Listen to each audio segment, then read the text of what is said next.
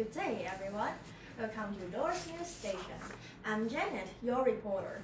In today's report, we're going to explore 3 natural hazards that shook the world in the last 15 years. To begin with, the 2011 Japan tsunami must be one of the most severe disasters to have ever happened. The magnitude 9.0 earthquake in Honshu generated a 10-meter high tsunami, and it took about 20,000 deaths and made a substantial property loss. Next, let's take a look at the Sulawesi earthquake in 2018. This earthquake happened in Indonesia, and it caused more than 4,000 deaths and forced more than 70,000 people to evacuate. Additionally, I believe you have heard about the typhoon Rakasa, which gave Hualien disastrous damage. Many people went there to provide disaster relief. Now, ladies and gentlemen, do you notice that what these mentioned countries have in common? Disasters. That's right.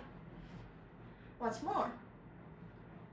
These countries, Japan, Indonesia, and Taiwan, all of them are in the Asia-Pacific region. Also, they lie along the Pacific Ring of Fire. What is that? Why are there so many disasters? What do people do to prevent disasters? We will figure the answers out in today's presentation.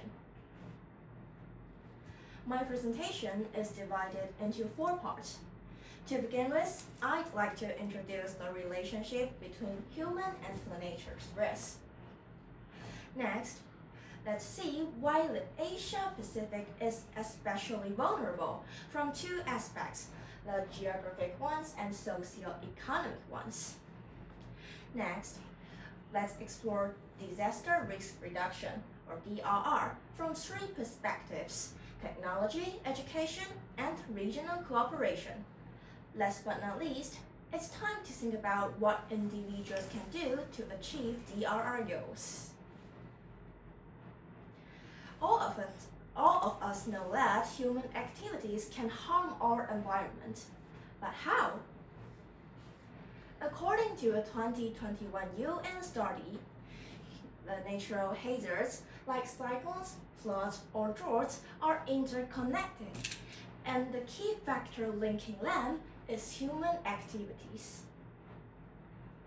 Human activities like burning fossil fuels releases greenhouse gases that absorb heat. Then the air temperature and the ocean temperature increase. That caused global warming. Then it can speed up the water cycle and evaporation, causing heavier rains and more severe droughts. Also, more water evaporation can also cause stronger typhoons. Typhoons get their energy from the ocean's heat.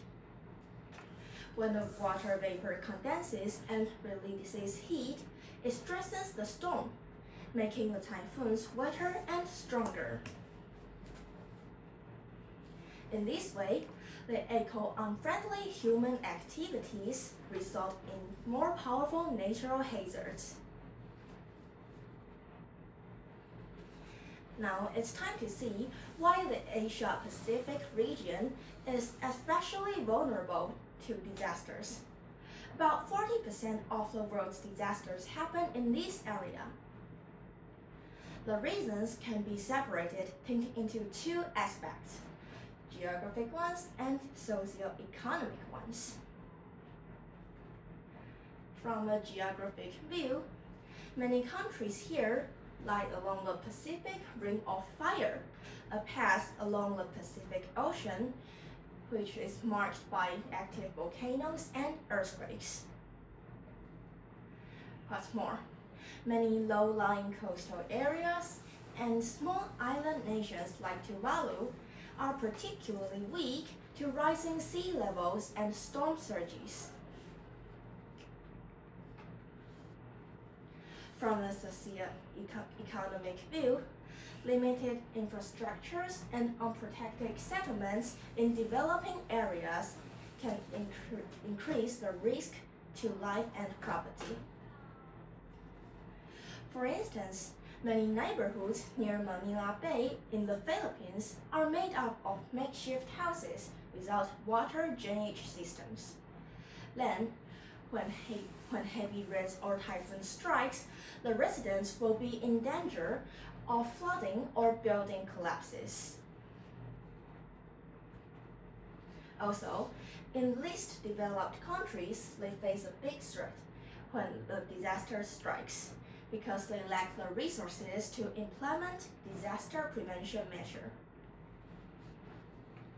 All these factors make the Asia-Pacific region one of the most disaster-prone areas in the world. So what do people do to reduce the risk? The answer is disaster risk reduction, the DRR. People have been embracing the strategies. DRR stands for disaster risk reduction, and it is aimed at preventing and reducing the risk. Before we look at the details, it's our game time. It's a test for your earthquake safety knowledge. Question number 1. In a cozy Sunday afternoon, you are walking in the street. Suddenly, the ground begins to shake. What should you do? Is it run to the nearest building, stay away from them, or lie down? Lie down on the ground. No, you're wrong. The answer is B. Stay away from houses and trees. In an open space, the safest action is to stay away from things that might fall on you. Question number 2. What is the correct action slogan during an earthquake? B. You're right. It's drop, cover, hold. These catchphrases help you stay safe during the shaking. The last question. Which of the following messages is wrong? Please read them. C. It's great to use elevators during earthquakes. You're right. It is not safe to use elevators during an earthquake. They might get stuck, or become broken. Always use stairs. Great. With this knowledge, you can stay safe during an earthquake. Get back to our topic. DRR strategies have roughly 3 aspects: technology, education, and regional cooperation. Technology helps people combat risk by detecting the disasters and alerting them. Japan is one of the countries that boast advanced disaster warning systems. How do they work? When an earthquake starts, it makes P waves and S waves. The former is faster but can cause minor damage, while the latter is slower but destructive. Japan's earthquake early warning system works by rapidly detecting the first P waves, and then the data will be sent back to be analyzed. Then people can estimate the location and magnitude of the earthquake. This information allows the Japan Meteorological Agency, or JMA, to issue the warnings to the public, giving people enough time to take action. It's time to look at the education part. Education and public awareness also play a critical role in DRR.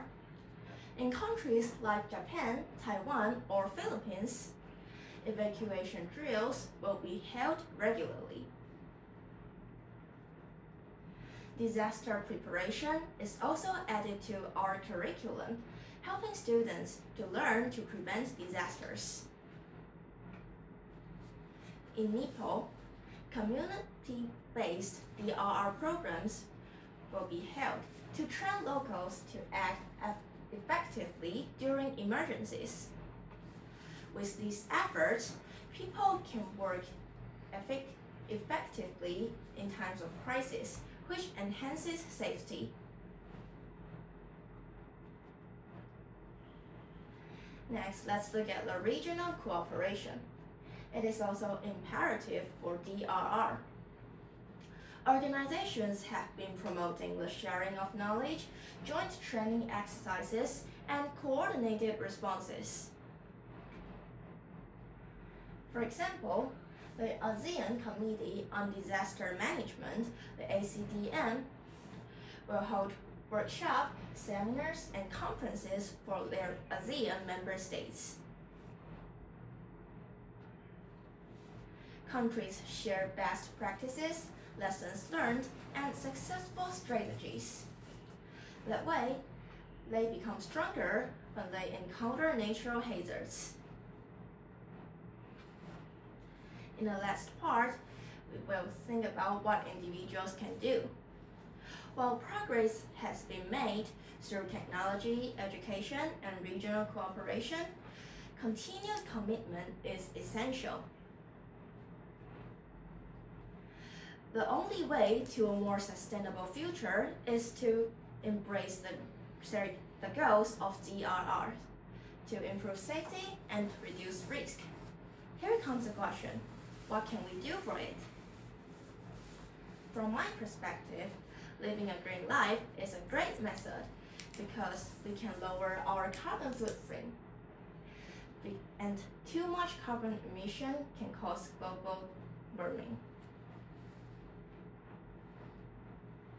In conclusion, it is vital for everyone to do our best to accomplish the DRR strategies, thereby building a stronger community.